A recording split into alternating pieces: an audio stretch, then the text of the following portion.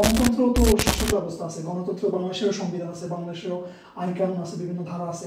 So why is this the reality যে মানুষ এই মব মেন্টালিটির মধ্যে পড়তেছে? ইভেন রাষ্ট্রের সর্বোচ্চ ব্যক্তি উনার নিয়োগকৃত কাজের মাধ্যমে উনার হক থাকা সত্ত্বেও সত্যিকারের কিন্তু বিচার ব্যবস্থার মধ্য দিয়ে গেলেন। আলী রাদিয়াল্লাহু আনহু বলেননি যে না, এটা তো আমারই গণ, তুমি চুরি করেছো, এই ব্যাপারে আমি 100% শিওর, আমি এখন জাস্টিস ক্রিয়েট করছি। নো, নদীমাতৃক ইসলাম বা আরো অনেক ধরনের টার্ম আপনি শুনবেন, যে বাঙালি ইসলাম, আঞ্চলিক ইসলাম, সুফিজম, বিভিন্ন টার্ম শুনবেন। Purely Islamic system completely establish করার আগ পর্যন্ত আপনি যতই জোড়াতালি দেন না কেন, এটা ফেল করবে। বিসমিল্লাহ, আসসালাতু ওয়াসসালামু আলা রাসূলিল্লাহ। আসসালামু আলাইকুম ওয়া রাহমাতুল্লাহি ওয়া বারাকাতুহু। সবাইকে স্বাগত জানাই আমাদের আজকের আপসহীন বার্তায়। আপনারা জানেন আমরা আপসহীন বার্তায় সমসাময়িক এবং বিষয়ভিত্তিক বিভিন্ন ব্যাপারে আলোচনা করি এবং সেই ব্যাপারগুলোতে আমরা ইসলামিক দৃষ্টিভঙ্গি দিয়ে থাকি। তো আমাদের সাথে আজকে আছে ইসলাম ভাই এবং ফয়সাল ভাই। No more boring introduction today. So the viewers already know you brothers. আপনারা কেমন আছেন দুজন? আলহামদুলিল্লাহ। আলহামদুলিল্লাহ। সো ইসলাম ভাই এবং ফয়সাল ভাই, আমরা যদি বাংলাদেশের গত 2 সপ্তাহ বা গত সপ্তাহখানেকের নিউজগুলি যদি অবজার্ভ করি, আপনারা দেখতে পারবেন যে সাম অফ দ্য প্রমিনেন্ট নিউজ যেগুলি নিয়ে অনেক আলোচনা হইতেছে, অনেক গুঞ্জন হইতেছে। এর মধ্যে একটা হইতেছে যে ঢাকা ইউনিভার্সিটিতে 7 জন স্টুডেন্ট একটা লোককে পিটায় হত্যা করে, এবং ঢাকা ইউনিভার্সিটি ফজলুল হক হলে মোস্ট লাইকলি এরকম সিমিলার আরেকটা ঘটনা জাহাঙ্গীরনগর ইউনিভার্সিটিতে হয়েছে। এবং দেশের বিভিন্ন জায়গায় দেখা যাইতেছে যে there is a tendency, মানে মব জাস্টিসের একটা টেন্ডেন্সি। ইনফ্যাক্ট আপনি যদি লক্ষ্য করেন যে বিভিন্ন এক্স মিনিস্টার প্লাস বিভিন্ন কর্তা ব্যক্তিরা আওয়ামী লীগের বা বিগত সরকারের, তাদেরকে যখন অ্যারেস্ট করা হয়, তখন যখন নিয়ে যাওয়া হয় থানার মধ্যে, দেখবেন যে মানুষ মরিয়া হয়েছে তাদেরকে, তাদের গায়ে ডিম মারার জন্য বা তাদেরকে আঘাত করার জন্য। সো এই মানসিকতাটা আপনারা কি মনে করেন, বা এটা আপনারা মনে করেন কোত্থেকে আসতেছে মানুষের মধ্যে? এই যে মব জাস্টিসের যে টেন্ডেন্সি, এটা কোত্থেকে আসতেছে? বা আমরা মুসলিম হিসেবে বা বাংলাদেশের মানুষ, how should they deal with it? আমরা এই মব জাস্টিসটা আসলে একটা বেপরোয়া পর্যায়ে চলে যাওয়ার মতো অবস্থা দেখতেছি। এই জিনিসগুলো হয়তো আগেও হয়েছে, কিন্তু বর্তমানে একটা এক্সট্রিম লেভেলে পৌঁছে গেছে। তো এর অনেকগুলো কারণ আমার কাছে মনে হয় আছে। তো এর মধ্যে কিছু কারণ আমি বলবো। এর ধরেন প্রধান কারণ হচ্ছে এর মধ্যে যে এই যে রাষ্ট্রীয় যে এক্সিস্টিং সিস্টেম আছে, এই সিস্টেমের প্রতি মানুষ আস্থা হারানোর ফলে ধরেন রাষ্ট্রের যে বিচার ব্যবস্থা, রাষ্ট্রের যে রুলিং সিস্টেম, এগুলার প্রতি মানুষ অনাস্থা তৈরি হয়েছে। এখন মানুষ তো একটা বিচার পাইতে হবে। তো যখন দেখতেছে মানুষের অধিকার, মানুষের বিচার রাষ্ট্রীয়ভাবে এটা আদায় করতে পারছে না, তখন মানুষ একটা বেপরোয়া অবস্থায় চলে যায় এবং নিজের হাতে আইন নেওয়ার একটা টেন্ডেন্সি তৈরি হয়। তো এটা হচ্ছে একটা, আমরা দেখছি বাংলাদেশ রাষ্ট্রটা একটা পুরোপুরিভাবে একটা ব্যক্ত রাষ্ট্র। মানুষের গণ অধিকার এবং নাগরিক অধিকার, আইনের শাসন বা যেটা বলি আমরা, এই জিনিসগুলো এনশিওর করতে রাষ্ট্রটা পুরোপুরি ব্যর্থ। তো মানুষ তো তার একটা দীর্ঘদিনের জমানো ক্ষোভ তৈরি হয়েছে। তো তার বিচার পাওয়ার, যেহেতু সে কোনো জায়গা থেকেই তার বিচার পাচ্ছে না, তো এটা প্রশমিত করার জন্য সে নিজেই তার হাতে আইন তুলে দিচ্ছে। এরপরে হচ্ছে মানুষের মৌলিক চাহিদা আছে। ধরেন মানুষের অন্ন, বস্ত্র, বাসস্থান, এগুলো একদম বেসিক নিড। মানুষের স্ট্রাগলটাই থাকে এগুলো ফুলফিল করার জন্য। তো এখন একটা রাষ্ট্রে সে যখন বসবাস করে, কিন্তু প্রতিনিয়ত তার এই খাদ্যের জন্য, চিকিৎসার জন্য, শিক্ষার জন্য স্ট্রাগল করতে হয়, তখন তার মধ্যে একটা ফ্রাস্ট্রেশন কাজ হয়, একটা ফ্রাস্ট্রেশন তৈরি হয়। তখন দেখা গেছে মানুষ চিন্তাই করে বা বিভিন্নভাবে সে রাষ্ট্রের প্রতি তার একটা অনাস্থা তৈরি হয় রাষ্ট্রকে। কারণ আমরা জানি একটা রাষ্ট্র যদি সঠিকভাবে ফাংশন করতে হয়, তার প্রতি তার নাগরিকদের একটা লয়ালিটি থাকতে হয়, আনুগত্য থাকতে হয়। কিন্তু রাষ্ট্র যখন এই বেসিক জিনিসগুলো ফুলফিল করতে পারে না, তখন মানুষের এই লয়ালিটিটা আর কাজ করে না, এবং আমার মনে হয় যে আস্থাও থাকে না মানুষের, সেই আস্থার ব্যাপারটাও হারায় ফেলে। এবং তখন আপনি বলতে চাইছেন যে মানুষ আইন নিজের হাতে তুলে নেওয়ার মতো। জি, ডেফিনেটলি। তো যখন সে রাষ্ট্রের কাছ থেকে বিচার পায় না, তার বেসিক নিড ফুলফিল করার জন্য কোনো সাহায্য পায় না, তখন আসলে রাষ্ট্রের আইন বা রাষ্ট্রের রুলস রেগুলেশন মানার সে পরোয়া করে না, বেপরোয়া হয়ে ওঠে। আচ্ছা, বুঝতে পারলাম ফয়সাল ভাই যে কারণটা হচ্ছে যে মানুষ বছরের পর বছর ইনজাস্টিসের মধ্যে থাকতেছে, এবং তারা বাংলাদেশের যে রুলিং সিস্টেম, বাংলাদেশের যে রুল অফ ল, এটা কাজ করতেছে না। এখানে কোনো জাস্টিস নাই। যারা ক্ষমতাসীন তারা এই লগুলিকে অ্যাবিউজ করতেছে এবং তাদের অপোজিশন যারা তাদেরকে বিভিন্নভাবে সাবজেক্ট করার চেষ্টা করতেছে, তাদেরকে বিভিন্নভাবে নিপীড়ন করতেছে এবং সাধারণ মানুষ ultimately they suffer from this. So given this situation আপনারা কি মনে করেন যে Bangladesh why do they go from here, কিভাবে এই ব্যাপারগুলি ডিল করা উচিত? বিকজ মানুষ অ্যাজ ইউ সেড গ্রোয়িংলি তারা frustrated. How do we as a যেখানে আপনার বাংলাদেশের 90% মানুষ 90% উপরের মানুষ মুসলমান, there are some parameters যেগুলো আমাদের ফলো করতে হবে। আমরা আইন হাতে তুলে নিতে পারি না বা বিভিন্ন ধরনের মোরাল গাইডেন্স আমাদেরকে ইসলাম দেয়। তো এই ব্যাপারে আপনারা কি বলতে চান যে মানুষ বাংলাদেশ এখান থেকে কোথায় যাবে, কিভাবে এই পরিস্থিতি মোকাবেলা করতে পারে? জি, দেখুন ভাই, এই যে আপনার কিছু মানুষের যে গ্রুপিং করে আরেকটা মানুষের উপর অত্যাচার বা একজন মানুষের উপর জুলুম এবং সর্বশেষ খুন করে ফেলা, আপনি যদি দেখেন এই মানুষগুলো এই কাজটা করতেছে, they are direct product of the society. আমাদের যে বর্তমান যে সামাজিক ব্যবস্থা আছে দীর্ঘ সময় ধরে, এবং ইটস নট সাডেনলি এটা হচ্ছে। আপনি যদি দেখেন আওয়ামী লীগ যখন ক্ষমতায় ছিল তখন ছাত্রলীগ সেম কাজটা করতো। আপনার নিশ্চয়ই মনে আছে ছাত্রলীগ কিভাবে বিশ্বজিৎকে রাস্তায় দৌড়িয়ে ধরে। সো তাদের দৃষ্টিকোণ থেকে এটাও মব জাস্টিস তারা করছিল আনফর্চুনেটলি। সো আমরা দেখতে পাচ্ছি যে কন্টিনিউশন, বা এরা প্রকৃতপক্ষে সবাই the product of the society. আপনার সোসাইটিটা কি দীর্ঘদিন ধরে বাংলাদেশের সোসাইটিটা হচ্ছে আপনার ক্যাপিটালিস্টিক ডেমোক্রেটিক সোসাইটি। সো এই ক্যাপিটালিস্টিক ডেমোক্রেটিক সোসাইটি মানুষকে অসহিষ্ণু করে তুলে, সেটা সারা পৃথিবী জুড়ে, আমরা সারা পৃথিবী জুড়ে দেখতে পাচ্ছি। আমরা দেখি যে আপনি যদি পশ্চিমের কথা বলেন, পশ্চিমে যদি কিছুক্ষণের জন্য আপনার electricity for some reason down করে বা police for some reason down করে, দেন আমরা দেখেছি কিভাবে রাস্তায় মানুষ নেমে এসে লুটতরাজ শুরু করে দেয়। সো এই সোসাইটি, আপনার ডেমোক্রেটিক সোসাইটি মানুষকে একে অপরের প্রতি অসহিষ্ণু করে তোলে।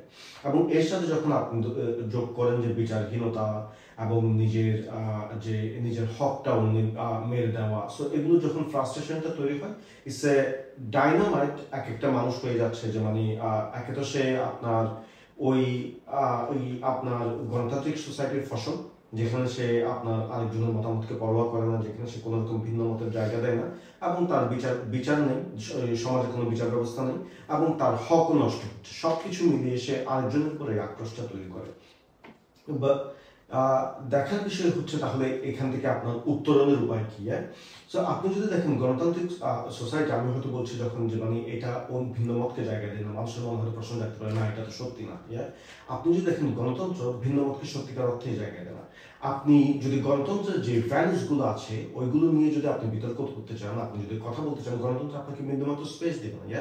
আপনি যেমন ধরুন পশ্চিমে যদি আপনি এলজিবিটি নিয়ে কথা বলেন, তো আপনাকে এই পুলিশ তুলে নিয়ে নেবে সাথে সাথে, কোনো স্পেস দেবে না। আপনি যদি গণতন্ত্রের মূল্যবোধকে আক্রমণ করেন, যেমন ধরুন গণতন্ত্রের একটা সেক্রেট মূল্যবোধ হচ্ছে আপনার ইহুদিদের যে আপনার অ্যান্টিসেমিটিজম ল, তো আপনি যদি এই বিষয়ে কথা বলতে চান আপনার কোনো স্পেস নেই। আপনি যদি গণতন্ত্রের এই পরিবেশের মধ্যে যদি বলি ইসলাম প্রতিষ্ঠার কথা বলেন, আপনার কোনো স্পেস নেই। অনেকে ভাবে না গণতন্ত্রের বেসিসে তো যেমন ভিন্ন মতকে জায়গা দেয়, কিন্তু প্রকৃতপক্ষে যখন আপনি এটাকে চ্যালেঞ্জ করেন, ইয়েস আপনি গণতন্ত্রের ভিতর থেকে তার মূল্যবোধগুলোকে যদি পরোয়া করে আপনি চলেন, ইয়েস আপনাকে জায়গা দিচ্ছে। কিন্তু যখন আপনি চ্যালেঞ্জ করেন তখন সে চ্যালেঞ্জ নেয় না, এবং বরঞ্চ আপনার চ্যালেঞ্জকারীকে আক্রমণ করে না। যে বিষয় হচ্ছে যে এই বিষয়গুলোকে আপনি একটা সমাজে কিভাবে ডিল করা যাবে বা এটাকে কিভাবে সলভ করা যাবে, এখানে কি কোনো বেটার ব্যবস্থা আছে কিনা যে এখান থেকে বের হয়ে আসা। আপনি দেখুন ইসলামিক সভ্যতায় ইতিহাস জুড়ে রয়েছে যে মানে আপনার ভিন্ন মতকে জায়গা দেওয়া। আপনার 1300 বছরের ইসলামের ইতিহাস দেখুন যে কোনো মব কিলিং এর কোনো বিষয় নেই। প্রত্যেকটা বিষয় আইনের ভিতর দিয়ে যাচ্ছে, বিচার ব্যবস্থার ভিতর দিয়ে যাচ্ছে। ইভেন আপনার রাষ্ট্রের সর্বোচ্চ ব্যক্তি তার হক সত্যিকার অর্থ তার হক থাকা সত্ত্বেও হক ছেড়ে দিচ্ছেন। আমি বলছি আলী রাদিয়াল্লাহু আনহু খলিফা থাকা অবস্থাকালীন সময়ে ওনার যখন শিল্ড একজন ইহুদি চুরি করে ফেলে, এবং যখন আলী রাদিয়াল্লাহু তাকে ধরে ফেলে, পরে যখন কোর্টে নিয়ে যায়, ওনার নিয়োগকৃত কাদের কাছে নিয়ে যায় যে দেখো এটা আমার চুরি করেছে, এবং যখন প্রুফ করতে বলে যে আপনার কাছে কি কোনো প্রুফ আছে কিনা, তখন উনি ওনার ছেলেকে নিয়ে আসেন, বলে যে না আপনার ছেলে আই উইটনেস হিসেবে অ্যাকসেপ্টেড না। এই কথা আমি বলছি এই কারণে, ইভেন রাষ্ট্রের সর্বোচ্চ ব্যক্তি উনার নিয়োগকৃত কাদের মাধ্যমে উনার হক থাকা সত্ত্বেও সত্যিকারের কিন্তু বিচার ব্যবস্থার মধ্য দিয়ে গেলেন। আলী রাদিয়াল্লাহু আনহু বলেননি যে না এটা তো আমারই বর্ণ, তুমি চুরি করেছো, এই ব্যাপারে আমি 100% শিওর, আমি এখন জাস্টিস ক্রিয়েট করছি। নো, আপনার উনি বিচার ব্যবস্থার ভিতর দিয়ে গেলেন। ইতিহাস জুড়ে, ইসলামের ইতিহাস জুড়ে নবী সাল্লাল্লাহু আলাইহি ওয়াসাল্লাম যখন আপনার মক্কায় প্রবেশ করেন এবং কুরাইশের একজন উচ্চ বংশের মহিলা যখন চুরি দেয় ওই ইয়ে হয়, তখন নবী সাল্লাল্লাহু আলাইহি ওয়াসাল্লাম কি বলেন, যদি আমার মেয়ে ফাতিমা যদি এই কাজ করে থাকতো তাহলে তার উপরে হদ প্রয়োগ করা হতো। Isn't it? ইসলামের সম্পূর্ণ ইতিহাস জুড়ে আমরা কি দেখতেছি, যে ন্যায় বিচার প্রতিষ্ঠা করার উদাহরণ, রাষ্ট্রের সর্বোচ্চ ব্যক্তি বিচার ব্যবস্থার ভিতর দিয়ে যাওয়ার উদাহরণ, রাষ্ট্রের সর্বোচ্চ ব্যক্তি নিজের হক ছেড়ে দেওয়ার উদাহরণ, নিজের প্লেজার ছেড়ে দেওয়ার উদাহরণ। অথচ আমরা দেখতেছি গণতান্ত্রিক ব্যবস্থা মানুষকে অসহিষ্ণু করে তুলছে, একে অপরের প্রতি যে ব্রিটিশরা জাগিয়ে তুলছে, এবং যখন তারা এন্ড অফ দ্য ডে যে আপনার ওই বিচার ব্যবস্থার ভিতর দিয়ে যাকে করছে ফ্রাস্ট্রেটেড হয়ে একে অপরের উপর ঝাঁপিয়ে পড়ছে। অথচ দেখেন কোরআন কি সুন্দর ক্রাইটেরিয়া দিয়ে দিয়েছে আমাদেরকে। কোরআন বলছে ফাকা আন্নামা কাতালান নাস জামিয়া, যেন সে যদি কোনো একটা সোলকে খুন করলো, যেন সে সম্পূর্ণ মানব জাতিকে খুন করে ফেললো। এই ধরনের উদাহরণ বিশ্বের অন্য কোনো জীবন ব্যবস্থায় কি আছে? জাযাকুল্লাহ খাইর ইসলাম ভাই, আপনি বলছেন যে ইসলামের ইতিহাসে ইভেন শাসক গোষ্ঠী তারা যেই বিচারকদেরকে নিয়োগ দিয়েছেন সেই বিচারকরাই তাদের বিচার করতেছে এবং স্ট্যান্ডার্ড অনুযায়ী। এমন না যে আলী রাদিয়াল্লাহু আনহু অ্যাপয়েন্টেড মি, ওই জন্য আমার রায় ওনার ফেভারে দিতে হবে। বাট যেটা আমরা বলতেছিলাম যে গণতন্ত্র তো শাসন ব্যবস্থা আছে, গণতন্ত্র বাংলাদেশেরও সংবিধান আছে, বাংলাদেশেরও আইন কানুন আছে, বিভিন্ন ধারা আছে। So why is this the reality যে মানুষ এই মব মেন্টালিটির মধ্যে পড়তেছে? আসলে মাহবুব ভাই, দেখেন, আমরা গণতন্ত্র দিয়ে গত 50 বছরের বেশি সময় থেকে শাসিত হয়ে আসছি এবং বারবার গণতান্ত্রিক সরকার একের পর এক চেঞ্জ হচ্ছে এবং প্রতিবারই আমরা কিছু না কিছু সংস্কার রিফর্মের কথা আসে, আরো বেটার গণতন্ত্র, আরো মানে উত্তম উন্নত গণতন্ত্র। কিন্তু at the end of the day এত বছর শাসনের পরেও কিন্তু আমরা দেখি যে জনগণের গণতান্ত্রিক সিস্টেমটা জনগণের জীবনের মূল্য এনশিওর করতে পারে না। নাগরিক হিসাবে আমাদের মূল্য না থাকার কারণেই আজকে সাধারণ একজন মানুষ আরেকজন মানুষকে মেরে ফেলতে পারতেছে, সে দ্বিতীয়বার চিন্তা করতে পারতেছে না, সে একজন মানুষকে প্রকাশ্যে মানে একদম উৎসব করে মেরে ফেলতেছে দুনিয়ার সামনে। তো এই সিস্টেম কমপ্লিটলি ব্যর্থ হয়েছে মানুষের জীবনের নিরাপত্তা দেওয়ার জন্য। জাযাকাল্লাহ খাইর ফয়সাল ভাই, ক্ল্যারিটির জন্য যে আসলে ধরেন রুলস রেগুলেশন থাকলেই হবে না, এমন একটা কাঠামো থাকতে হবে, এমন একটা বিচার ব্যবস্থা থাকতে হবে যেখানে এই বিচার ব্যবস্থা নিশ্চিত করে যে মানুষের জীবনের মূল্য আছে এবং মানুষের যে বিচার পাওয়ার যে রাইট এটা তাদের আছে। এবং এটা এই গণতান্ত্রিক সিস্টেম আপনি বলছেন লাস্ট 50 ইয়ার্স, আর ইসলাম ভাই যেটা বললো গ্লোবালি এটা ফেল করছে। এই ব্যাপারে যদি আমি একটা কোরআন থেকে একটা আয়াত কোট করি, আল্লাহ সুবহানাহু ওয়া তাআলা কোরআনে বলতেছেন, বা'দা আউযু বিল্লাহি মিনাশ শাইতানির রাজীম, ওয়া ইযা হাকামতুম বাইনান নাস আন তাহকুমু বিল আদল ইন্নাল্লাহা নি'ম্মা ইয়াইযুকুম বিহি ইন্নাল্লাহা কানা সামিআন বাসীরা। The translation of the ayat is Allah আমাদেরকে বলতেছেন, judge with fairness, and what a noble command from Allah subhanahu wa ta'ala to us. Surely Allah is all hearing and all seeing. So এই যে আল্লাহ যেখানে জাস্টিসের কথা বলতেছে, আমাদেরকে বলতেছে যখন জাজ করো, জাজ উইথ জাস্টিস দ্বারা জাজ করো, এবং এটা আল্লাহর তরফ থেকে একটা নোবেল একটা অ্যাডভাইস, এবং আল্লাহ সব কিছু শুনছেন এবং দেখছেন। কিন্তু যেটা আগেই বললাম রিইনফোর্স করার জন্য পয়েন্টটা, যে এই জাস্টিস সিস্টেম আপনার ইন আইসোলেশন কখনো কাজ করবে না। পুরো কাঠামোটা যদি না বদলায়, পুরো বিচার ব্যবস্থা শাসন ব্যবস্থা যদি না বদলায়, গণতন্ত্রের মধ্যে আপনি সুন্দর সুন্দর বিউটিফুল আইন এনে কখনো জাস্টিস প্রিভেল করাতে পারবেন না। Moving forward from this topic, আমরা আরেকটা খবর যেটা খুবই শুনতে পাইতেছি এবং বাংলাদেশে খুবই গুঞ্জন হইতেছে এটা নিয়ে, যেটা হচ্ছে আপনার খাগড়াছড়ি এবং রাঙ্গামাটিতে পাহাড়ি এবং বাঙালিদের মধ্যে যে সংঘর্ষ একটা হয়েছে। প্রথমে একটা মোটরসাইকেল চুরি দেয় পার্বত্য চট্টগ্রামের যারা অধিবাসী, তারা একজন মানুষকে হত্যা করে, এবং ওইটার যখন এর প্রতিবাদে জনগণ যখন একটা র্যালি করতেছিল, তো এখানে একটা স্ক্রিমিশের সৃষ্টি হয় এবং এখানে সংঘর্ষ আরো বাড়ে, এবং পরবর্তী দেখা যায় যে আর্মি এখানে so far what we heard যে আর্মির গুলিতে 3 জন পার্বত্য চট্টগ্রামের অধিবাসী মারা যায়, এবং এটা নিয়ে খুব হইচই হইতেছে। অ্যালং উইথ দিস লাইন আমি দুইটা পয়েন্ট একসাথে বলতে চাই, কারণ হচ্ছে যে দুইটাতেই মানুষের মধ্যে বিভাজনের একটা ব্যাপার দেখা যেতেছে। এখানে হচ্ছে পাহাড়ি এবং বাঙালি বা পাহাড়ি অধিবাসীদের মধ্যে এবং সাধারণ যে আমরা কোট আনকোট বাঙালি যে মানুষ তাদের মধ্যে। আরেকটা হইতেছে যেটা আমি হয়তো কয়েকদিন আগের ঘটনা, যেটা হচ্ছে যে কিছু ওভারজেলাস পিপল তারা কিছু মাজারে যায় ভাঙচুর করে। তো এটা হচ্ছে যে আরেকটা ধরনের বিভাজন, কিন্তু এটা হচ্ছে আইডিয়াল একটা বিভাজন। তো এই ব্যাপারগুলি আমরা খুবই লক্ষ্য করতেছি যে মানুষের মধ্যে যে বিভাজনের একটা পলিটিক্যাল রেলমে, তো we know there is Awami League, there is BNP, and they are at each other's neck, and there is Jamaat Islam, they are at the neck of other movements and things like this. We know this, yeah. But predominantly আমরা দেখতেছি যে এই দুইটা বিষয় last 2 weeks এর মধ্যে। তো এই ব্যাপারটা যদি আমরা বিশ্লেষণ করি, আপনি কি বলতে চাইবেন যে কারণ কি বা এগুলি কোত্থেকে আসতেছে আমাদের মধ্যে? জি মাহবুব ভাই, আসলে বাংলাদেশে এখন প্রতিদিনই একটা বড় বড় বার্নিং ইস্যু তৈরি হয়।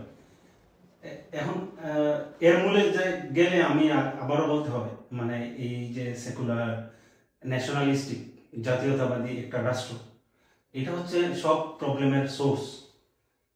দেখেন, পাহাড়িদের ইস্যু বা বিভিন্ন ধরেন মাজারের যে বিষয়টা বললেন, একটা আইডিয়া সেপারেশন, সব কিছুতেই দেখবেন আপনি বৈষম্য, অধিকারহীনতা, মানে এরপরে সাম্প্রদায়িকতা।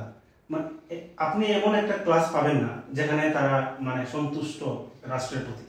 সবারই আলাদা আলাদা দাবি আছে, সবারই আলাদা আলাদা একটা ফ্রাস্ট্রেশন আছে, বিভিন্ন ব্যাপারে তাদের নিজস্ব আক্ষেপ আছে। জি, আক্ষেপ আছে। কারণ হচ্ছে এই সিস্টেমটাই মানে এই বৈষম্যের মূল কারণ। দেখেন, বাংলাদেশটা হচ্ছে একটা ভাষাগত জাতীয়তাবাদী রাষ্ট্র। আমরা ট্রিট করি বাঙালি হিসাবে, আমরা বাঙালি জাতি।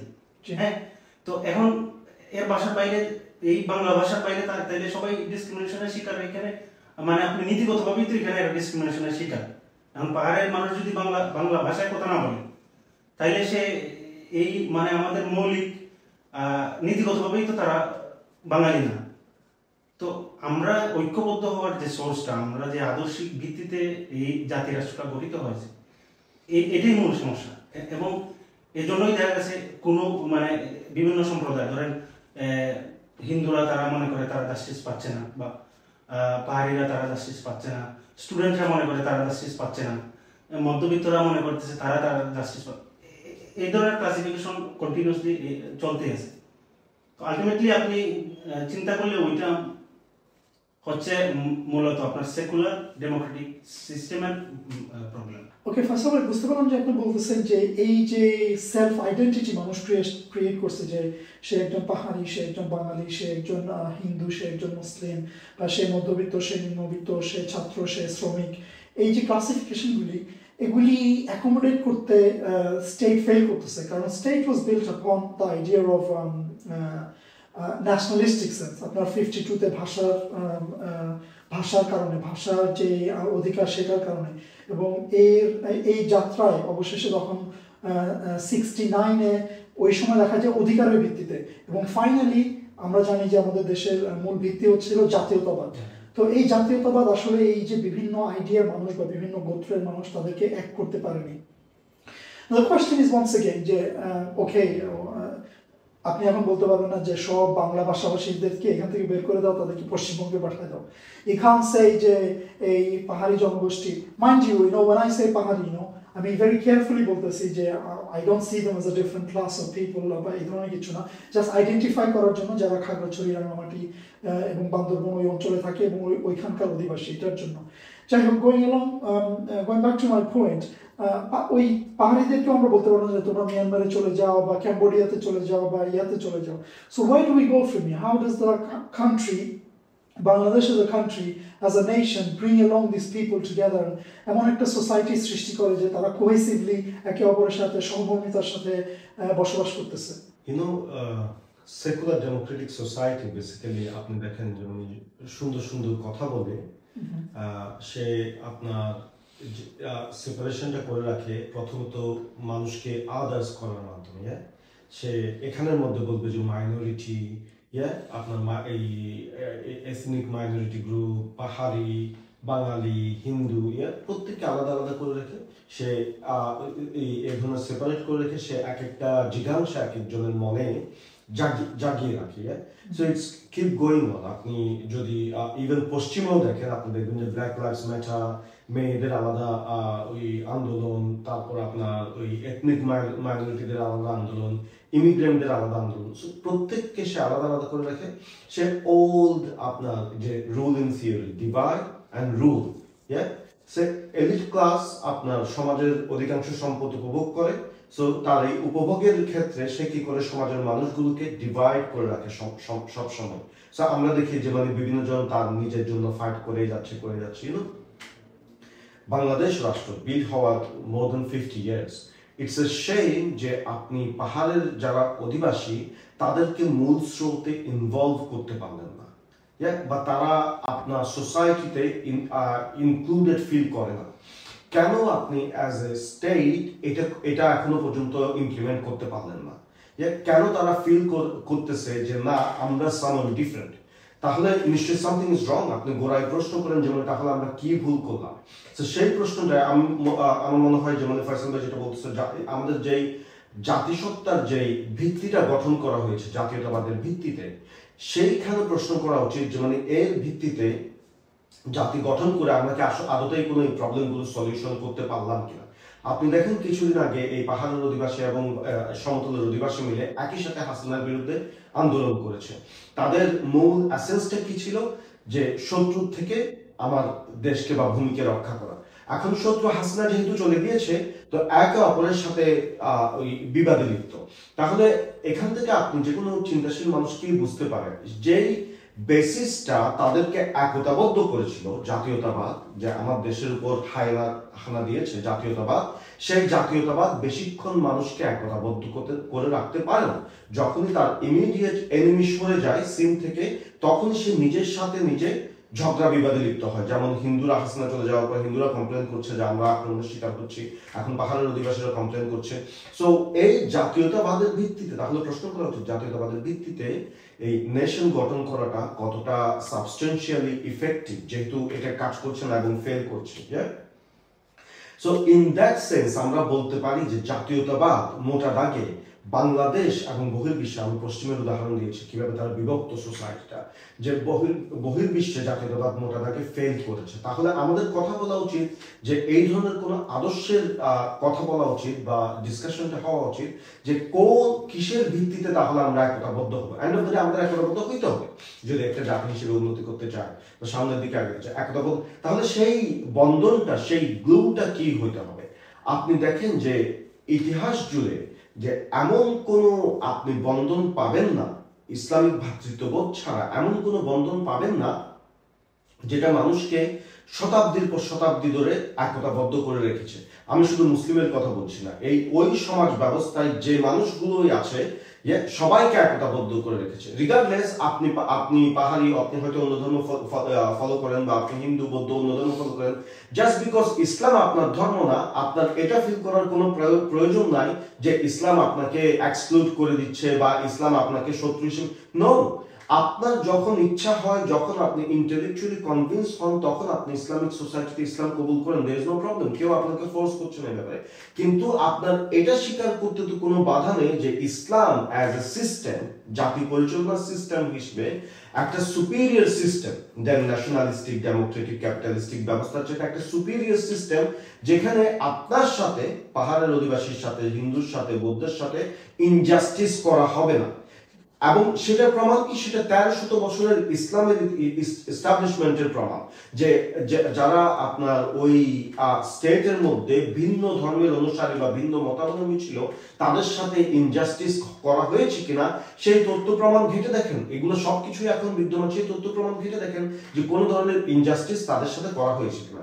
তাহলে শুধুমাত্র আপনি ভিন্ন ধর্মের অবলম্বী হওয়ার কারণে বা ভিন্ন মতাবলম্বী হওয়ার কারণে ইসলামকে যে ঘৃণা করার বা ইসলামকে দূরে সরিয়ে রাখার, just because আপনার ধর্মে এই মেকানিজম নাই does not mean ইসলামে এই মেকানিজম নাই। So it should be very shallow thinking যদি আপনি মনে করেন যে না আমার ধর্মে নাই জন্য আমি ইসলামকেও দিব না। ইসলাম যদি বেটার যে আপনার সিস্টেম হয়, as a holistic সিস্টেম হয়, কেন আপনি সেটা ইমপ্লিমেন্ট করবেন না? কেন আপনি নিজেকে সুবিচারের মধ্যে রাখবেন না? That's the question আপনি দেখতে পারেন। আমি জাস্ট এখানে একটা এক্সাম্পল অ্যাড করতে চাই। নবী সাল্লাল্লাহু আলাইহি ওয়াসাল্লাম যখন মদিনায় যান, তখন এক সময় যে আওস ও খাজরাজের মধ্যে আমরা জানি যে তাদের মধ্যে শত্রুতা ছিল, এবং নবী সাল্লাল্লাহু আলাইহি ওয়াসাল্লাম গিয়ে নবী সাল্লাল্লাহু আলাইহি ওয়াসাল্লাম আগমনের মাধ্যমে তাদের সেই শত্রুতার মীমাংসিত হয়, এবং তারা আওস ও খাজরাজ একসাথে আপনার মসজিদে বসে তারা কথাবার্তা বলছিল একজনের সাথে, নবী সাল্লাল্লাহু আলাইহি ওয়াসাল্লামের পরে যখন মদিনাতে আসেন তখন ইহুদি একজন যে ব্যক্তি, সে আপনার হেঁটে যাওয়ার সময় শাহজ ইবনে কাইস, সে হেঁটে যাওয়ার সময় সে এই ভ্রাতৃত্ববোধ দেখে আওস ও খাজরাজের মধ্যে খুবই জেলাস হয়ে পড়ে। তাদের মধ্যে শত্রুতা ছিল এবং সে ভাবছে যে মানে এই সোসাইটিতে কি হলো, যে মানে চিরশত্রুরা এখন একে অপরের ভাই হয়ে গেছে। সে গিয়ে কিছু ইহুদি ছেলেদেরকে উৎসাহিত করে বলে যে তাদের মধ্যে গিয়ে বিভেদ ছড়িয়ে দেওয়া, আগের কথাগুলো বলে। তখন ওই ইহুদি কিছু ছেলে এসে আওস ও খাজরাজের সাথে বসে আপনার এই বিভেদ ছড়িয়ে দিচ্ছে যে মানে তোমরা আগে কত গ্লোরিয়াস ছিল, তোমার বাবাকে মারছিল, এর প্রতিশোধ না হয় না আওস ও খাজরাজকে, যে মানে তখন আওস ও খাজরাজের মধ্যে পুরনো, তারা নতুন মুসলিম তো পুরনো সেই জেগে ওঠে এবং তারা একে অপরকে যে মানে যুদ্ধে আহ্বান করে ফেলে এই আপনার কথার যুদ্ধের মধ্যে। যখন নবী সাল্লাল্লাহু আলাইহি ওয়াসাল্লামের মধ্যে কানে এই কথা যায়, নবী সাল্লাল্লাহু আলাইহি ওয়াসাল্লাম তাদেরকে ডেকে সাথে সাথে বলেন যে তোমরা কি করে এই অবস্থায় আসতে পারলা যখন কি আল্লাহ তোমাদেরকে আমাকে পাঠানোর মাধ্যমে ইসলামকে পাঠানোর মাধ্যমে তোমাদেরকে সম্মানিত করেছে এবং তোমাদের চিরশত্রুতা মিটিয়ে দিয়ে তোমাদেরকে ভ্রাতৃত্বের বন্ধনে আবদ্ধ করেছে এবং তোমরা একে অপরের ভাই। এবং আওস ও খাজরাজকে যখন উনি এই সম্বোধনে ডাক দিলেন তখন আওস ও খাজরাজ নিজেদের ভুল বুঝতে পেরে যে একে অপরের সাথে জড়াজড়ি করছেন আর নবী সাল্লাল্লাহু আলাইহি ওয়াসাল্লাম এসে কান্না করছেন। কেন আমি এই উদাহরণ দিচ্ছি? আওস ও খাজরাজের সাথে যেই শত্রুতা, ইটস আপনার শতাব্দী ব্যাপী শত্রুতা। বাংলাদেশের সমতলের অধিবাসীর সাথে পাহাড়ের অধিবাসীর সাথে এই এত দীর্ঘ শত্রুতা নাই। তাহলে কেন এই মানুষগুলোর মধ্যে একটা বন্ধন তৈরি করা যাচ্ছে না? নিশ্চয়ই সেই বন্ধনের গ্লু যেটা, সেই বন্ধনের যে মেকানিজম যেটা, সেটা মিসিং এবং যেটা ইমপ্লিমেন্ট করা হচ্ছে সেটা একটা রং বন্ধন।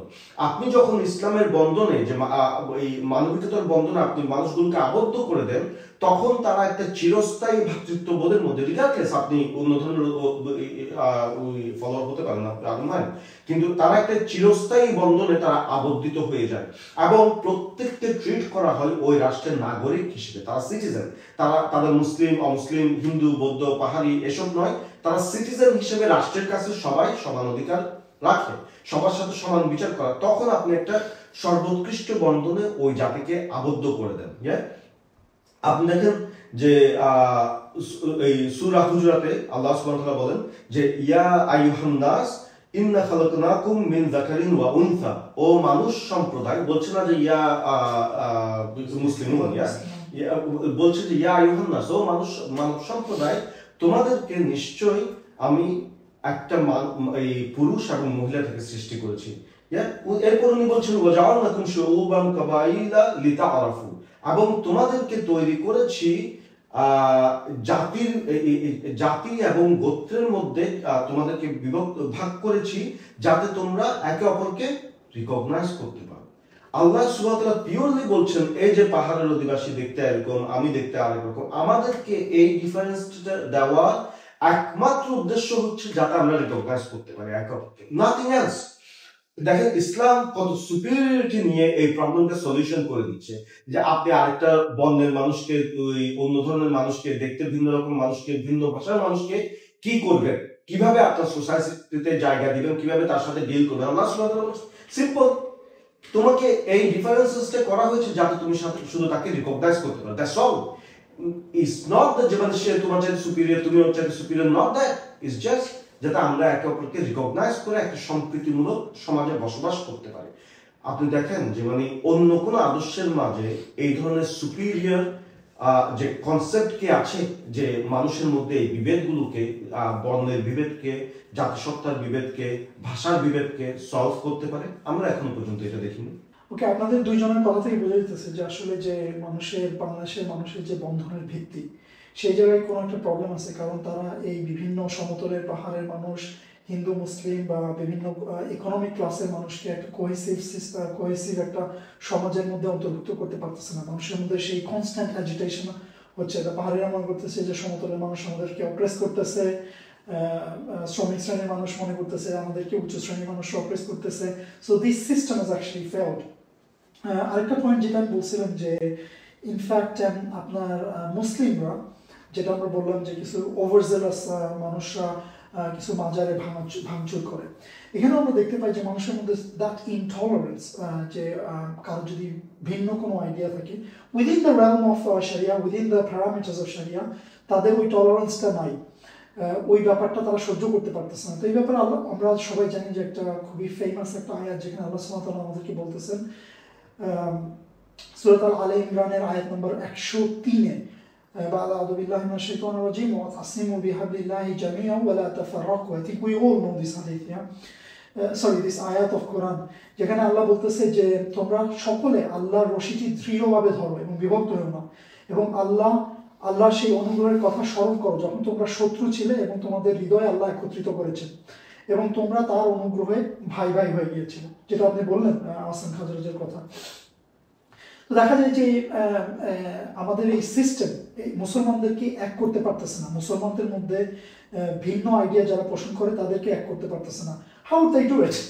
First of all, the system is secular. There is religion has nothing to do with it. That one point. আরেকটা পয়েন্ট হইতেছে যে তারা the basis once again, yeah? তো এই সূরার তাফসীর যখন আমরা পড়ি তখন আব্দুল্লাহ ইবনে মাসউদ বলতেছেন যে একটা হাদিস নারেট করতেছেন, উনি এখানে বলতেছেন যে রাসূলুল্লাহ সাল্লাল্লাহু আলাইহি ওয়াসাল্লাম reported that the book of Allah is actually the code of Allah. যে হাবলিল্লাহ, এটা যে রশিদার কথা বলতেছে, this is book of Allah, sharia, yeah? আপনার যদি ফাউন্ডেশন হয় সেকুলারিজম, এই ধরনের বিচার ব্যবস্থা যেখানে মানুষকে বিভিন্নভাবে ক্লাসিফাই করা হবে এবং শাসক গোষ্ঠী এই শাসন ব্যবস্থা ইউজ করে একজন আরেকজনকে ধাওয়া পাল্টা ধাওয়া করে এবং একজন আরেকজনকে অ্যাবিউজ করে, this can not be the founding bonding source তাদের জন্য।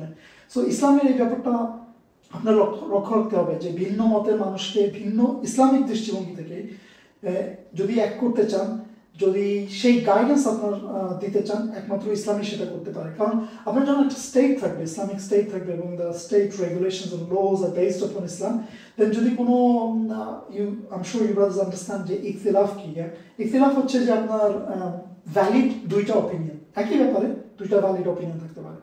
এখন রাষ্ট্র যদি মনে করে যে রাষ্ট্রীয়ভাবে একটা অপিনিয়ন অ্যাডাপ্ট করবে এবং মুসলমানরা সেই ভিত্তিতে একত্রিত হবে, কিন্তু সেকুলার যে সিস্টেম আমাদের দেশে আছে এটা কখনোই সেটা করতে পারবে না। ওকে, আজকে আমরা যে ব্যাপারগুলি অলরেডি আলাপ করলাম তা থেকে স্পষ্টভাবে বোঝা যাচ্ছে যে বাংলাদেশের মানুষের যে ডিভিশন, এটা ডে বাই ডে গ্রো হইতেছে, মানুষের মধ্যে সেই পার্থক্য বাড়তেছে। এবং আমরা যারা পলিসি মেকার তারা বলতেছে যে they want to create inclusive society, তারা একটা ইনক্লুসিভ সোসাইটি করতে চায়। কীভাবে করতে চায়? তারা ধর্মীয় কোনো অনুশাসন চায় না, তারা ধর্মীয় কোনো ফাউন্ডেশন চায় না, তারা এই যে কারেন্ট যে স্ট্যাটাস কো আছে এটাকে বিভিন্নভাবে সংস্কারের মাধ্যমে, জোরাতালির মাধ্যমে, ব্যান্ডেড লাগিয়ে তারা এই সংস্কার নিয়ে আসতে চায় এবং এর মাধ্যমে তারা বলতেছে যে তারা সেই ইনক্লুসিভ সোসাইটি করতে চায়। যেখানে আমরা আগেই বললাম যে the system has failed already for 50 years. Globally, it had failed since the birth of secularism. ফ্রান্সে থেকে বলতে পারেন, ইউএসএ বলতে পারেন, যেখানে সেকুলারিজমের জন্ম হয়েছে সেখানে তারা মেয়েদেরকে বোরকা পরতে দেয় না, মেয়েরা নিকাব পরতে পারে না, স্কুলে তারা বোরকা পরে যেতে পারে না। This are the father's of secularism. আমরা কিভাবে বলি যে এই সেকুলারিজমকে আমরা জোরাতালি দিয়ে আমাদের দেশের মানুষকে নিয়ে, যেখানে বিভিন্ন ধরনের বিভিন্ন আইডিয়ার মানুষ আছে, তাদেরকে নিয়ে একটা ইনক্লুসিভ সোসাইটি গঠন করবো। Looks like on the face of its impossible, we know that it's impossible. তো এই ব্যাপারে যদি আপনাদের কোনো মন্তব্য থাকে বা এই ব্যাপারে যদি ইলাবোরেট করতে চান, এই ব্যাপারে যদি কোনো আপনাদের একটু বিশ্লেষণ করতে চান যে the reality as well as where do we go from here? এক ভাই এক জায়গায় বলছিলেন যে মানে আসলে তো সংস্কার নয়, সংস্কারটা এমন বিষয় হয়ে দাঁড়িয়েছে যেন কালচারালি অ্যাপ্রোপ্রিয়েট একটা সেকুলারিজমকে তারা এস্টাবলিশ করার চেষ্টা করছে। এতদিন ছিল যে কালচারালি ইনঅ্যাপ্রোপ্রিয়েট, যে সে ওন কালচারকে আপনার অ্যাটাক করতো। এখন যেমন তারা বলছে যেমন কালচারালি অ্যাপ্রোপ্রিয়েট একটা সেকুলারিজম তারা আনতে চায় বা সংস্কার করতে চায়। বা এন্ড অফ দ্য ডে এটা সংস্কার নয়, যে বৈপ্লবিক চিন্তা ভাবনার ভিত্তিতে আন্দোলনটা করা হয়েছিল এটা ওই সংস্কার নয়। কারণ আপনি যদি এক্সিস্টিং তখনকার আন্দোলনের সময় আমরা দেখেছি ছাত্র জনতা এক্স্যাক্টলি ওয়ার্ড বাই ওয়ার্ড বলছিল আমরা এই ব্যবস্থার পরিবর্তন চাই। তো ব্যবস্থা মানে কি? আপনার পরিচালনার ব্যবস্থা, যেটা capitalistic Democratic system, secular Democratic system, সেই ব্যবস্থার পরিবর্তন চাই। এখন এসে আপনি বলছেন না, আমরা এই এক্সিস্টিং ব্যবস্থাকে সামহাউ প্যাচওয়ার্ক করে এটাকে চালাবো। So that's not what the আন্দোলনকারীরা বলেছিল।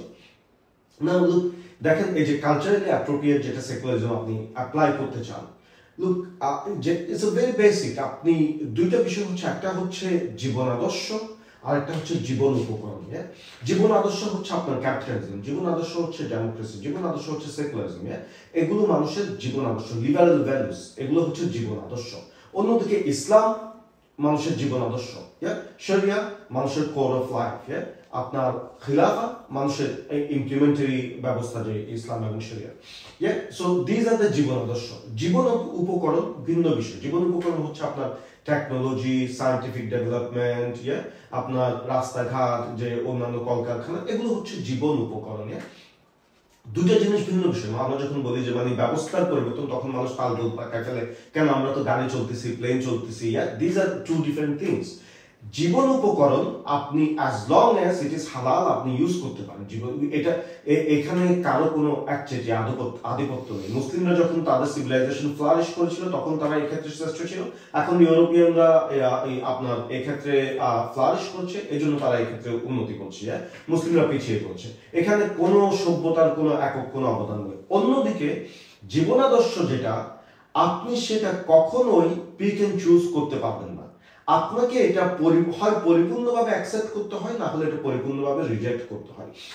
আপনি দেখেন যে স্বাধীনতার এই পরবর্তী সময় থেকে যে বাংলাদেশ স্বাধীনতা, মানুষগুলো, সাধারণ মানুষগুলো হয়তো ভেবেছিল ওকে হোয়াট এভার সিস্টেম আমাদের উপর অ্যাপ্লাই হোক না কেন, আমরা সামহাও যে মানে আমাদের ইসলাম নিয়ে ছিটে ফাটা যাই পারি এটা নিয়ে আমরা সামহাও সুখে শান্তিতে থেকে যাব। Is it the reality?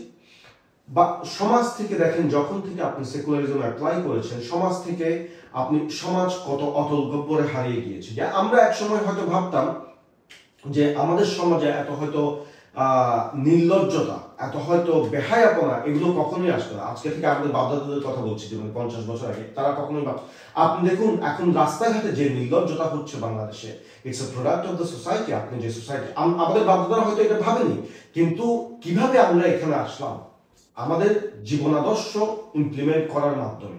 সমাজের মূল্যবোধহীনতা, আপনার মুরব্বীদের প্রতি অসম্মান প্রদর্শন, রাস্তায় একদিনের বাচ্চা ফেলে যাওয়া, আপনি প্রত্যেকটা বিষয় ধরেন যে আপনার ইউনিভার্সিটি বা বিভিন্ন জায়গায় যে অশ্লীলতা, নারীদের প্রতি সম্মানহীনতা, নারীদেরকে যেভাবে সেক্সুয়াল এবং ফিজিক্যালি অ্যাটাক করা হচ্ছে বিভিন্ন জায়গায়, যে কোনো সেক্টরের কথা বলেন সেটা আপনার অধপতিত হয়েছে আজকে থেকে যদি আপনি 50 বছর আগের কথা বলেন। তো মানুষ ভেবেছিল ওকে আমরা সামহাও চলে যাব। আসলে এটা হয়নি। কেন হয়নি? কারণ আপনি জীবন আদর্শ হিসেবে আপনি সেকুলার ক্যাপিটালিস্টিক ডেমোক্রেটিক সিস্টেমকে আমাদের উপর অ্যাপ্লাই করা হয়েছে। সো আপনি এখন যতই বলেন না কেন কালচারালি অ্যাপ্রোপ্রিয়েট আপনি জীবন আদর্শ এখন প্রয়োগ করবেন, বা end of the day it will come with a package, whole package. আপনি যতই মনে করেন না আমি সামহাউ ম্যানেজ করব, no, it will come with the package. What's this package of? নির্লজ্জতা, আপনার এলজিবিটিকিউ, সমকামিতা, বাচ্চাদের মনোজগৎ আপনার নষ্ট করে দেয়া, these are the issues it will come with। আপনাকে আপনার সমাজে, আমরা বলছিলাম প্রথমে যে অসহিষ্ণুতা, একে অপরের প্রতি কোন রকমের সিম্পেথি না থাকা, বিচারহীনতা, এগুলো হোলিস্টিক প্যাকেজ আপনাকে নিতে হবে আপনি যদি এই জীবন আদর্শকে আপনার এই সমাজে অ্যাপ্লাই করতে চান। এন্ড অফ দ্য ডে এই জীবন আদর্শ ইনহেরেন্টলি সে অ্যান্টি ইসলামিকও হবে। আপনি যতই বলেন না কেন কালচারালি অ্যাপ্রোপ্রিয়েট আমি সিস্টেম অ্যাপ্লাই করব, বা ইনহেরেন্টলি এটা ইসলামের প্রতি আপনার অ্যাটাকিং হবে। কেন? কারণ ইসলাম আরেকটা জীবন আদর্শ। তো এই জীবন আদর্শ ইসলামকে জীবন আদর্শ হিসেবে কখনোই মেনে নেবে না। এবং আপনি আজকে যে স্পেস দেওয়ার কথা বলছেন, যে বলছেন যে কালচারালি অ্যাপ্রোপ্রিয়েট ইসলামকে সামহাও আমি স্পেস দিব, যে স্পেস দেওয়ার কথা বলছেন আপনি না বুঝে বলছেন। যখন আপনি এই জীবন আদর্শ প্রয়োগ করবেন, এতদিন ধরে যেটা দেখে এসেছেন সেটাই চলতে থাকবে। ইসলামকে সে ধীরে ধীরে পৃথিবীর বুক থেকে মুছে দিতে চাই, এটা যে কোনো জীবন আদর্শ। আমি ওপেনলি বলছি, ইসলাম আসলে ইসলাম সেম কাজটাই করবে। আমি এটা বলছি না যে ইসলাম করবে না। ইসলাম সেকুলারিজমকে পৃথিবীর বুক থেকে মুছে দিতে চাইবে, and that's what secularism trying to do. এখন আপনি বোকার স্বর্গে বাস করবেন সেকুলারিজম অ্যাপ্লাই করে, সামহাও আমি ইসলামের মধ্যে থাকবো। ও সুবহানাল্লাহ, আপনি তাহলে সেকুলারিজমও বুঝেননি, আপনি ইসলামও বুঝেননি, আপনি কোনটাই বুঝেননি। আপনি মনে করছেন যে এই দুই জীবন আদর্শতে সংঘর্ষ হবে না। সংঘর্ষ অলরেডি হচ্ছে, এবং ইসলাম আসলেও সেম কাজটা করবে। তো ইসলাম ক্লিয়ার এন্ড লাউডলি এই কথাটা বলে, আমরা লুকিয়ে রাখি না সেকুলারিজমকে। যেহেতু সেকুলারিজম অন্য একটা জীবন আদর্শ, আমরা চাই না যে পৃথিবীতে এই জীবন আদর্শ থাকুক এবং মানুষ এই জীবন আদর্শতে ফলো করুক এবং অন্যায় পথে এবং বিপথে চলে যাক। So that's what the problem is. So যদি এই বিষয়টা, এই আপনার ফাউন্ডেশনাল বিষয়টা মানুষ না বুঝে, তখন সে এই সংস্কারের কথা বলে আপনার কালচারালি অ্যাপ্রোপ্রিয়েট সেকুলারিজম প্রয়োগ করার মাধ্যমে মানুষকে দিনের পর দিন ধোকায় রাখবে। ওকে, ইসলাম ভাই, আপনার যে কথাগুলি বললেন এর সাথে যদি আমি ছোট্ট একটা পয়েন্ট অ্যাড করি, সেটা হচ্ছে যে আপনি বললেন যে ইসলাম যখন আসবে, ইসলাম সেকুলারিজমকে উৎখাত করবে। এবং ইসলাম আমরা যদি দেখি রাসূলুল্লাহ সাল্লাল্লাহু আলাইহি ওয়াসাল্লামের জীবনীতে, যে ইসলাম কিন্তু কোএক্সিস্ট করে না, অন্য একটা জীবন ব্যবস্থার সাথে কখনো কোএক্সিস্ট করে না। ফর এক্সাম্পল, যে মদিনায় যখন রাসূলুল্লাহ সাল্লাল্লাহু আলাইহি ওয়াসাল্লাম একটা রাষ্ট্র আনার চেষ্টা করতেছেন, ইসলামিক রাষ্ট্র on the basis of Islam, Quraish offered রাসূলুল্লাহ সাল্লাল্লাহু আলাইহি ওয়াসাল্লাম যে আপনি কেন না 2 বছর রুল করেন না, কিছু সময় রুল করেন, আমরা কিছু সময় রুল করি, এবং will alternate. Why did Rasulullah sallallahu alaihi wasallam accept it? He didn't. যেখানে আপনার সাহাবারা অত্যাচারিত হইতেছে, সুমাইয়া রাদিয়াল্লাহু আনহু was martyred, Yasir radiyallahu anhu, her family was tortured, many other Khabbab bin Arat, many other Sahabas were suffering. But Rasulullah sallallahu alaihi wasallam did not make that compromise, because we know Islam does not coexist with any other system as a whole. It has to be the only ruling system. So going back to the original point, যে তারা যে এই inclusive সোসাইটির কথা বলতেছে, we already know যে আমরা যেটা আগেই বললাম যে এটা বহির্বিশ্বেও ফেল করছে, USA, France, the whole of the West has failed. So বাংলাদেশের কেন তারা এই ইনক্লুসিভ সোসাইটির কথা বলতেছে এবং কাকে তারা বোকা বানানোর চেষ্টা করতেছে? জি মাহবুব ভাই, আমরা যদি দেখি বাংলাদেশের বিভিন্ন গণ অভ্যুত্থান বা জন আন্দোলনের হিস্ট্রিটা, যেমন 24-এ বা 1971 সালে, সাধারণ মানুষ কিন্তু এত সেকুলারিজম, আপনার এত তত্ত্ব এগুলা মানুষ বোঝে না, বা তার এগুলো নিয়ে কনসার্নও নাই। সাধারণ মানুষের কনসার্ন কি? সাধারণ মানুষ 2 বেলা খেয়ে পরে তার বাচ্চা কাচ্চা নিয়ে সুন্দরভাবে তার যে মূল্যবোধ আছে ওইটা ঠিক রেখে দিন শেষে মারা যেতে চায়। ওইটা ঠিক থাকলে আর তার আর এত কিছু চিন্তা করার দরকার নেই। তো মানুষ 1971 সালে হোক, 2024-এ হোক, সে অন্যায়ের বিরুদ্ধে প্রতিবাদ করতে গিয়ে জালিমকে অপসারণ করছে। তারা কিন্তু কোনো সেকুলার ভ্যালু বা কোনো গণতন্ত্র প্রতিষ্ঠার জন্য যুদ্ধ করে নাই, বরঞ্চ আমরা দেখছি যে 2024 সালে মানুষ ইনসাফের কথা বলতেছে, পুরো সিস্টেম চেঞ্জের কথা বলতেছে, ইসলাম প্রতিষ্ঠার কথা বলতেছে। তো এটা হচ্ছে মানুষের বিশ্বাস। কিন্তু যেহেতু ইসলাম ভাই আগে বলছেন যে এই সেকুলার জীবন ব্যবস্থা, এটা একটা জীবন ব্যবস্থা, ইসলাম আরেকটা জীবন ব্যবস্থা। তো ইসলাম কখনোই এট দ্য সেম টাইম আরেকটা জীবন ব্যবস্থার সাথে কোএক্সিস্ট করে না। এখন কোএক্সিস্ট, তারা এখন ইনক্লুসিভ সোসাইটির কথা বলতেছে। কারণ কি? আমরা এর মানে হচ্ছে এই অলরেডি সেকুলার সিস্টেমটা ফেল করছে, নাইলে তারা ইনক্লুসিভ সোসাইটির কথা বলার দরকার কি? সাধারণ মানুষ যুদ্ধ করে স্বাধীনতা এনে দিছে। এই সেকুলার সিস্টেমের যে ফেরিওয়ালারা, তারা সে আন্দোলনের পরবর্তী সময় হাইজ্যাক করে মানুষকে এটা বোঝাতে সক্ষম হয়েছে যে মানুষ আসলে গণতন্ত্র চায়, মানুষ আসলে সেকুলারিজম চায়। তো মানুষ যেহেতু এই বিষয়গুলো সম্পর্কে এতটা অ্যাওয়ার না, তারা ভেবে নিয়েছিল যে এটা তার আদর্শের সাথে সঙ্গতিপূর্ণ হবে, এটা ভালোই হবে। কিন্তু এই যুগের পর যুগ ধরে এই শাসন ব্যবস্থা ফেল করার কারণে তারা এখন বাধ্য হচ্ছে ইনক্লুসিভ সোসাইটি নামক একটা ইসলামিক ফ্লেভার দিয়ে সেকুলারিজমকে জোড়া থেকে দিয়ে একটা বুঝ দেওয়ার জন্য। তো অরিজিনালি সেকুলারিজম ফেল করছে এবং মানুষের বিশ্বাসের সাথে যায় না। এবং ট্রু ইনক্লুসিভ সোসাইটি বলতে যেটা বোঝায় সেটা হচ্ছে ইসলাম। কারণ হচ্ছে ইসলামে একমাত্র সব ধর্ম, সবার অধিকার পুঙ্খানুপুঙ্খভাবে দেওয়া হয় এবং এখানে কোনো ভেদাভেদ থাকে না, কোনো সাম্প্রদায়িক বিষয় থাকে না। কিন্তু সেকুলারিজম এটা থাকে। দেখেন, সেকুলারিজম বলে আপনাকে ধর্মের স্বাধীনতা দিবে। তো আমার ধর্মের বিশ্বাস অনুযায়ী, তো আমাদের ইসলামের ধর্মের বিশ্বাস অনুযায়ী তো আমাদের শাসন ব্যবস্থা, বিচার ব্যবস্থা সবকিছু ইসলামিক হওয়ার কথা। তো সেকুলারিজম কি আপনাকে দিচ্ছে এই স্বাধীনতা? তার মানে এই সেকুলারিজম কোনো ধর্মেরই স্বাধীনতা দেয় না, বরঞ্চ এটা নতুন আরেকটা ধর্ম। সব ধর্মকে অপসারণ করে মানুষের মতামত দিয়ে একটা সিস্টেম তৈরি করা, এটাই নতুন আরেকটা ধর্ম। তো এটা দিয়ে আসলে কখনোই আমাদের মূল্যবোধ, আমাদের বিশ্বাস অনুযায়ী আমরা আসলে সব সমস্যার সমাধান করতে পারবো না।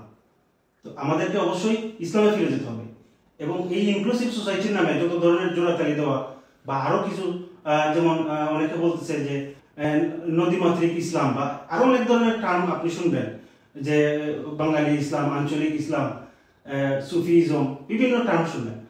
Purely Islamic system completely establish করার আগ পর্যন্ত আপনি যতই জোড়াতালি দেন না কেন এটা ফেল করবে। দেখেন, আপনাদের কথাই বোঝা গেল যে আবারও আপনারা রিইনফোর্স করলেন যে যে ইনক্লুসিভ সোসাইটির কথা যেটা বলতেছে, this actually the biggest indicator যে এক্সিস্টিং সিস্টেম যেটা এটা ফেল করছে। If it worked then there would be no point of inclusive society. এখন কথা হলো, দেখেন আমরা বাংলাদেশে যে যে জন্মের ইনসেপশনের থেকে মানুষ সাফার করছে, মানুষ রক্ত দিছে 52-তে, 71-এ, 90s-এ এবং রিসেন্টলি 2004, থ্রুআউট দ্য পিরিয়ড মানুষ সাফার করছে। এখন ঘুরে ফিরে এত সাফারিংয়ের পরে, এত রক্ত দেওয়ার পরেও তারা ঘুরে ফিরে সেই সেকুলারিজমের কাছেই ফিরে যাচ্ছে। আমি বলছি না সাধারণ জনগণ যাইতেছে, কিন্তু policy makers they keep going back to secularism. But বড় একটা চিন্তার বিষয় হইতেছে যে what's stopping them? Look, political party, quote unquote Islamic political party, in fact other political parties যেখানে মানুষ কিছু কিছু মানুষের কথা শুনলে মনে হয় যে তারা ইসলামিক মাইন্ডসেটের মানুষ। একজন লোক বলতেছে যে এই পরিবর্তন, এই শেখ হাসিনার যে পতন, এটা একমাত্র আল্লাহর তরফ থেকে আসছে। How are this people then not demanding for Islam? How are this people এরকম কম্প্রোমাইজের ইসলামের কথা বলতেছে? ইজন্ট দিস টাইম যে আমরা এই এত সাফারিংয়ের পরে আর কোনো সাফারিংয়ে না যে আমরা কি পারি না যে আমাদের the policy makers as well as সাধারণ মানুষ এবং আপামর জনগোষ্ঠী একসাথে ইসলামের কথা বলতে, ইসলামের ডাক দিতে? হয়তো একটা সিস্টেম যখন আপনার পুরোপুরি এস্টাবলিশ, তখন মনে হইতে পারে যে এখন যেহেতু সেকুলারিজম ওয়ার্ল্ড ওয়াইড এস্টাবলিশ, তখন আমাদের কাছে মনে হইতে পারে যে Islam is very difficult to come by, ইসলামের চান্স ইজ খুবই কম। হ্যাঁ, যে এলিমেন্টগুলি সোসাইটিতে দরকার বা যেই কি থিংসগুলি আমাদের দরকার, ওগুলি এখন নাই, আরও টাইম লাগবে। How long we gonna go down this route? আমাদের একসময় ঘুরে দাঁড়াইতে হবে, যেহেতু দেয়ালে পিঠে গেছে already. We have to turn around, we have to demand Islam. রাসূলুল্লাহ সাল্লাল্লাহু আলাইহি ওয়াসাল্লামের জীবনীতেও আমরা দেখি যে উনি যখন মদিনায় রাষ্ট্র স্থাপন করেন, তার আগের কিছু সময় ওনার ওয়াইফ খাদিজা রাদিয়াল্লাহু আনহা মারা যান এবং কুরাইশ একটা স্যাংশনের মাধ্যমে মুসলমানদেরকে রাখছিলেন এবং বলে যে ওই দিনগুলি হচ্ছে দ্য ডেজ অফ সাডনেস। হ্যাঁ, ওইখানে কিন্তু কারো মনে হয় নাই, সব অনেকগুলি গোত্র রাসূলুল্লাহ আসলামকে রিফিউজ করেছেন যে তারা রাসূলুল্লাহ আসলামকে সাহায্য করবেন না ইসলামিক রাষ্ট্র প্রতিষ্ঠা করতে। ওই সময় কিন্তু এরকমই মনে হয়েছিল যে ইসলামিক রাষ্ট্র এই পরিস্থিতিতে আসবে না, রাসূলুল্লাহ সাল্লাল্লাহু আলাইহি ওয়াসাল্লাম সাকসেসফুল হবে না। বাট হোয়াট হি ডিড, উনি পারসিস্টেন্ট ছিলেন। I think about time we take lesson from this, এবং আমাদের সেই পারসিস্টেন্স দেখাইতে হবে। এরকম কম্প্রোমাইজ করতে করতে আর কতদিন? We have to turn around and we have to demand Islam and only Islam. ধন্যবাদ আমাদের দর্শক এবং শ্রোতাদের, আমাদের আজকে এই পর্বে আমাদের সাথে থাকার জন্য। আপনাদের কাছে আমার ফাইনাল মেসেজ হবে যে we have to stop compromising on the message of Islam. আমাদেরকে ঘুরে দাঁড়াতে হবে এবং পুরোপুরি ইসলাম ডিমান্ড করতে হবে। তো এই বলে আমি আজকে শেষ করব। আপনাদেরকে আহ্বান রইল আমাদের আগামী পর্ব দেখার জন্য। আসসালামু আলাইকুম ওয়া রাহমাতুল্লাহি ওয়া বারাকাতুহু।